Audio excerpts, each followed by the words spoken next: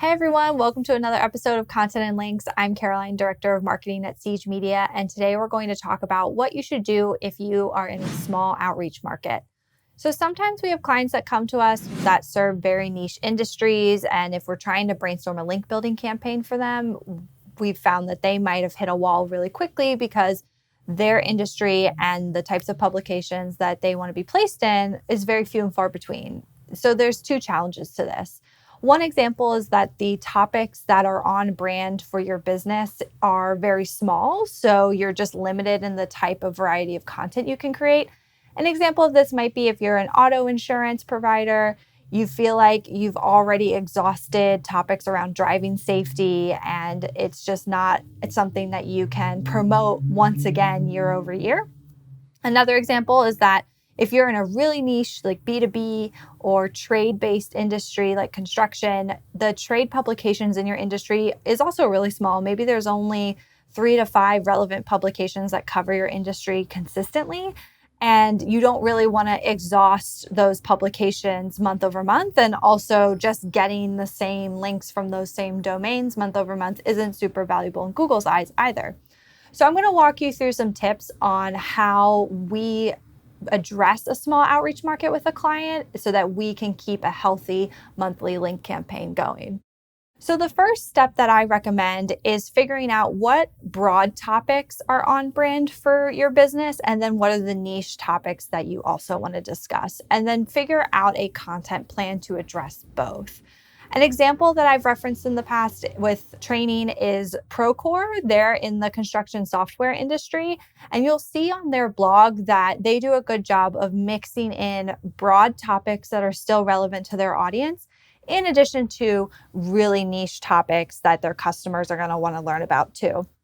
So one example of a broad post on Procore's site is a mentorship article that I saw. So it makes sense. They're usually marketing to the C-suite or higher level management.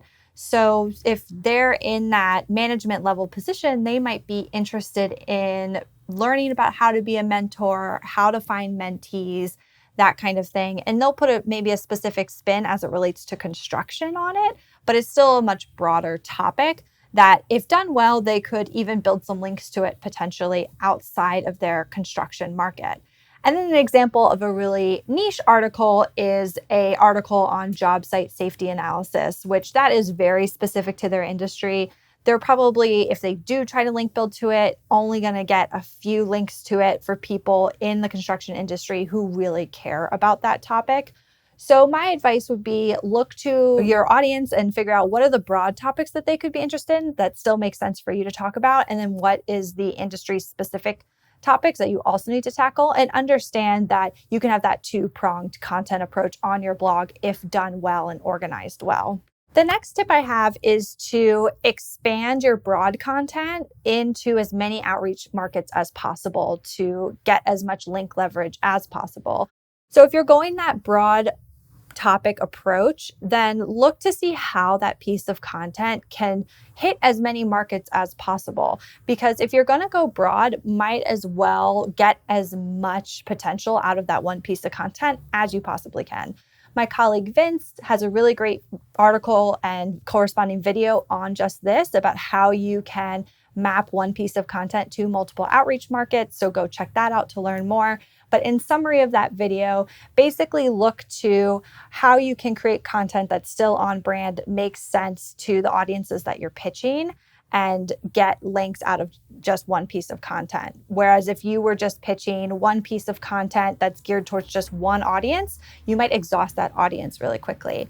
An example of this is if you go to Lawn Love, which is a landscape design and lawn mowing company. They have a blog and they have a couple different posts that are trying out this multiple outreach market attempt. So one example is their post on the best gardening zones, or what are gardening zones. So could go a few different angles for them. You could pitch gardening blogs, you could pitch sustainability bloggers.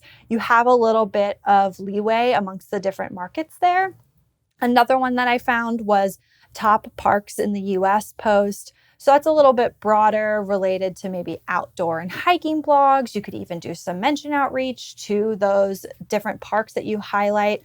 I would say Law and Love still has a lot to learn in terms of what content is linkable, because I don't think these articles as they stand work well for outreach, but you can see, at least from a topic and brainstorming level, the potential to pitch it to a couple different markets.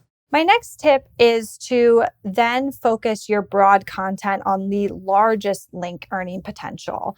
So we have talked about at Siege the potential for content to earn passive links over time. And that is a huge gold mine for clients, especially if they are in very niche or small outreach markets. So that broad content, if you can focus on topics that you still have confidence that you can rank for, that have that passive link potential, make those pieces of content as early in the process as possible, because once they start ranking in the top 3, you're going to see that people are going to passively link to that and build that pipeline for you over time, so that in months 2 and onward, you can basically rely on the work that you did in month 1 that's earning those passive links, and then do the harder active outreach in other months and have at least a good foundation built with that broader, high-ranking passive link topic. And then my final tip is to just understand your cost per link when it comes to your small niche outreach market versus your broader topics. So we have clients come to us sometimes and they want to change up the outreach strategy and the types of markets they go for halfway through the contract, and that's totally fine. But then we have to communicate to the client that, look, your cost per link may change based on this strategy. So at a high level sense, your niche topics that are very on brand, very focused on your industry, are likely going to get fewer links. So that may be okay, actually, if your cost per link is 800 or greater, but you know with certainty that the links that you're getting from that publication are super high value. So you're willing to make that investment there, versus on a broad topic scale, if you are creating broader topics that are still on brand, but maybe less tied to your product line, you're able to get a lot more volume on that side, and your cost per link is going to be lower. So maybe set up a plan where you have 2 different costs per links, one that's maybe in the 800 or greater range, one that's in the 400 or lower range. So then you can still compare topics within a broad or a niche audience to see what's being successful, versus just setting a blanket cost per link across all content.